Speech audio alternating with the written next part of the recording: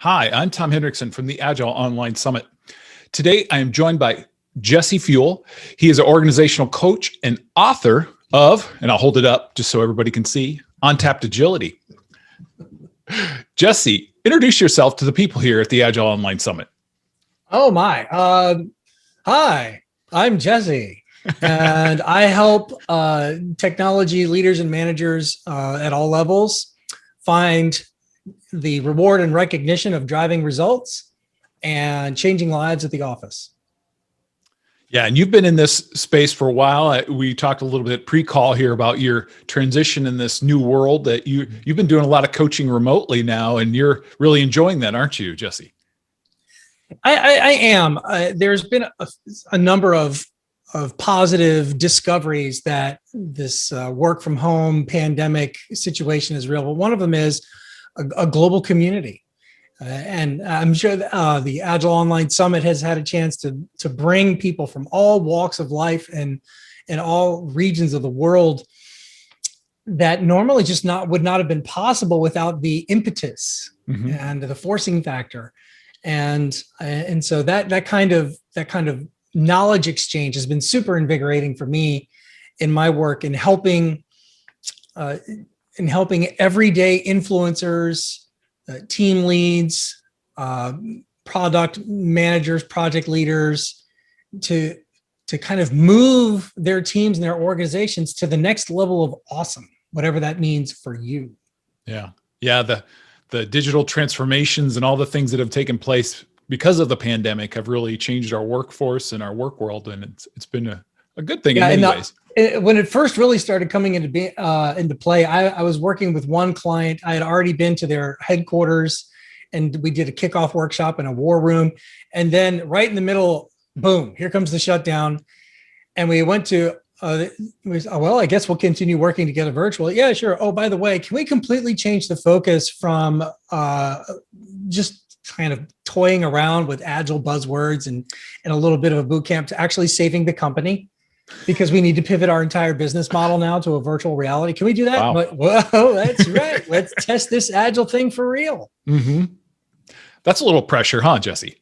Well, they did it. Awesome. They did it. They did. All I had to do was just speak fancy words and send an invoice, and they did all the work. Oh, yes. Well, let's get back to our topic at hand here. So tell us why you wrote this book, Untapped Agility, Jesse. So fun fact, the passion and conviction for writing the book is not what the book ended up being.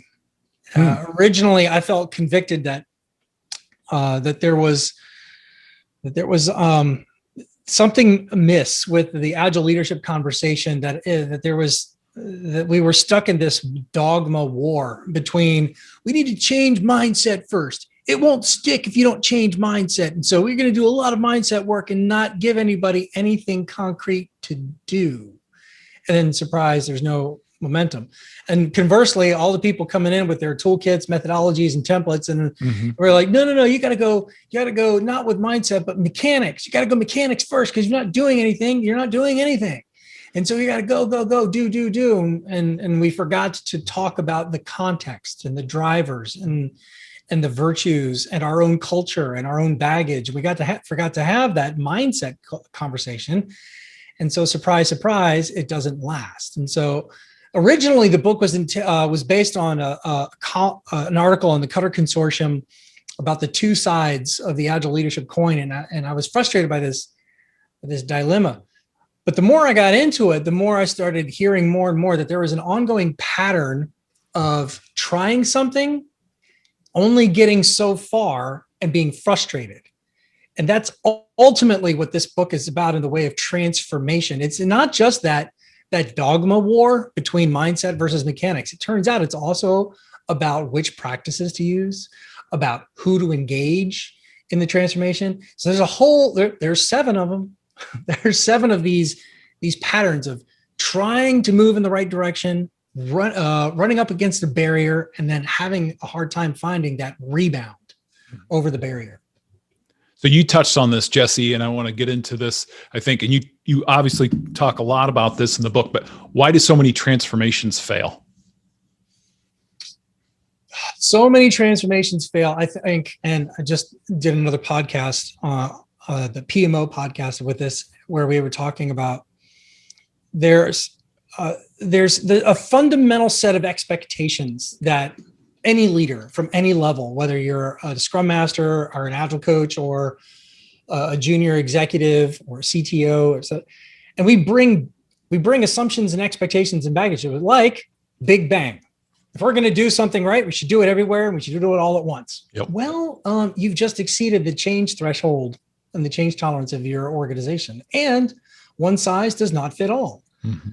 So that's an example. Another one is that there's a degree of impatience, that we know we're not what we could be, and we've got to get to the next level as fast and as quickly as possible, even though our company's been around for 100 years, but we're going to transform it in 2. No, I don't think so. And so there's a number of there's just, and we go through it systematically. There's a whole bunch of them. Those are just 2 examples of the baggage that we bring as professionals and leaders, and the assumptions and presuppositions. And in many cases, a lot of it is our own arrogance, and about, oh, well, this worked here, so it must work there. Yeah. Or it worked for this famous Agile person, so I'm going to copy paste exactly what they did over here, even though we're in completely different industries with completely different talent and different culture. Yeah. But if we copy paste someone else's awesome, it should become our awesome. And so, I just did a third one. So yeah, that's another reason why. That's another example of the kind of baggage and presuppositions we bring to a lot of these change efforts. Yeah, that's true. We want to make it easy, like you said, and copy and paste it. So, but you have a good idea in the book that I think I really like, and I've heard you talk about this a few times on different things, but you really hit it home in the book, is stop selling, start aligning. So talk to us about what that means and how we can use that, Jesse. Yeah, so I think that's one of the patterns that we get going. And one of the ways we get moving is we start explaining to people. We start selling Agile or explaining Scrum or introducing SAFe, and we tell them this is what it is, and here's all the science, and here's all of the case studies, and listen to me talk, and PowerPoint, and lunch and learn. And why aren't they listening?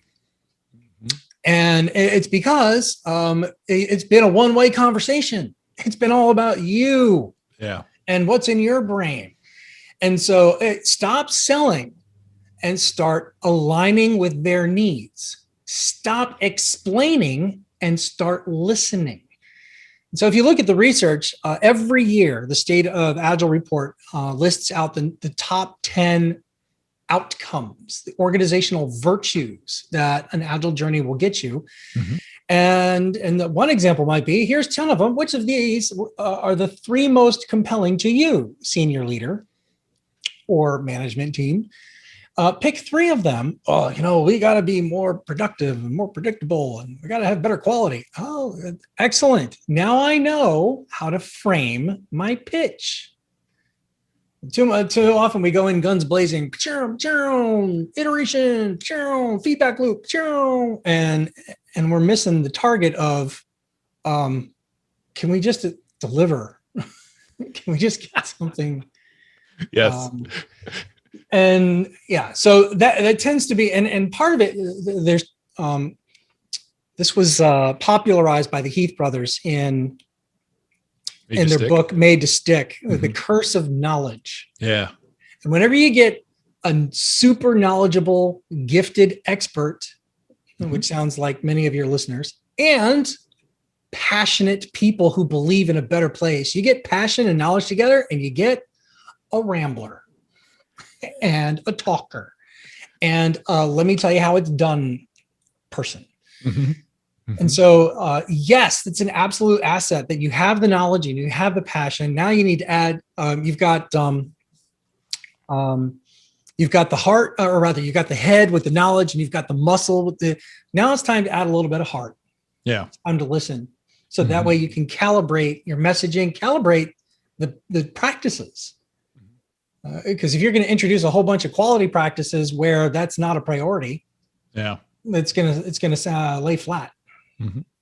Yeah. So, and you mentioned our audience is primarily Scrum Masters and Agile coaches, Jesse. And I want to think about, as we look at this book and the things that we, kind of these places where we're at, what's a good place to begin or maybe come back? Because like we talked about before, a lot of these transformations fail. So what is your advice for someone who maybe wants to help, lead that at their company, or maybe bring it up and get it going again? Because I know personally, I've been involved in a few transformations where they, like you said, they kind of come along and then they fail, or maybe they kind of drift along, because they get, oh, we're Agile now. So how do we get back and get our mojo back again? Yeah. So every time you hear somebody say we're Agile now, what they're really saying is, I'm insecure about the degree of awesomeness we have. And as long as we're doing what the textbook says, I can sleep at night. And so if we're Agile now, please stop preaching to me. We're Agile now, please stop judging me.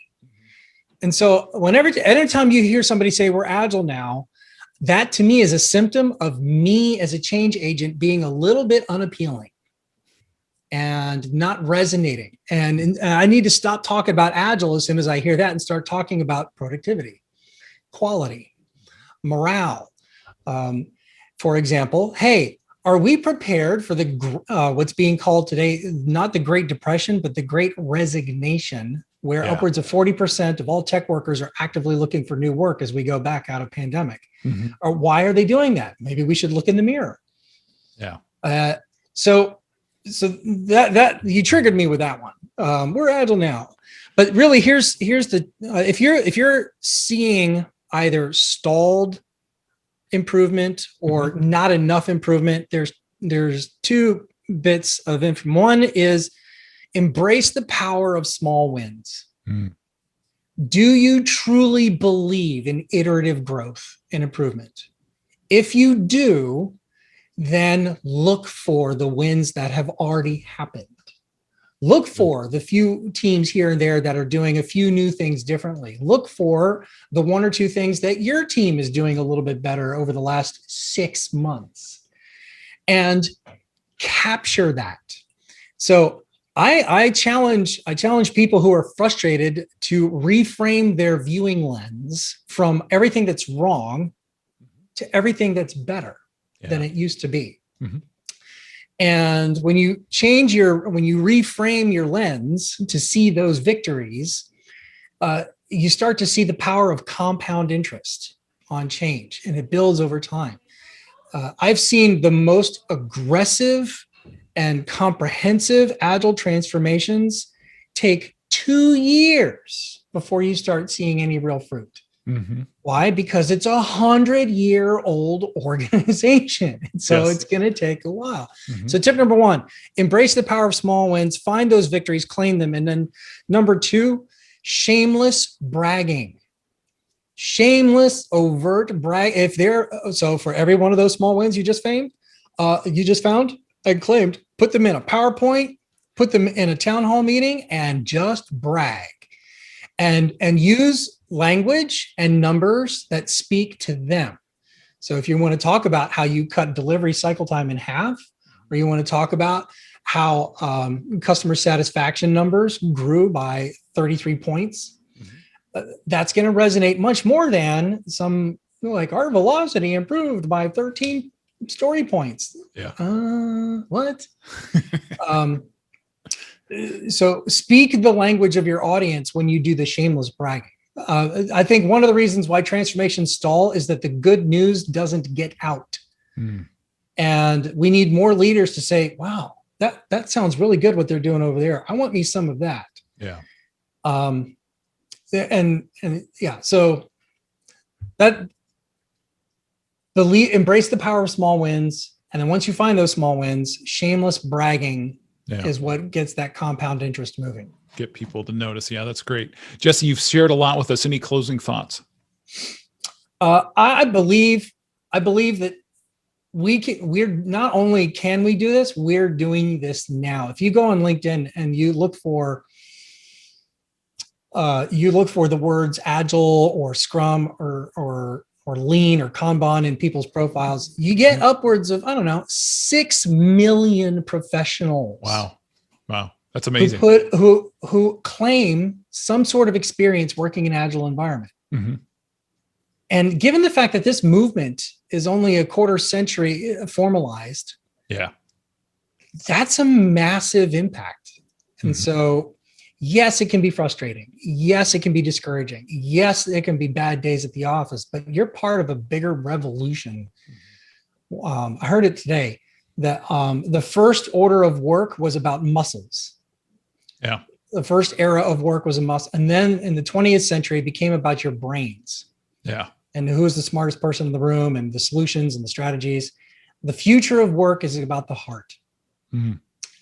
And so there is so much opportunity for human impact and making the human experience much more holistic at the office. Mm-hmm.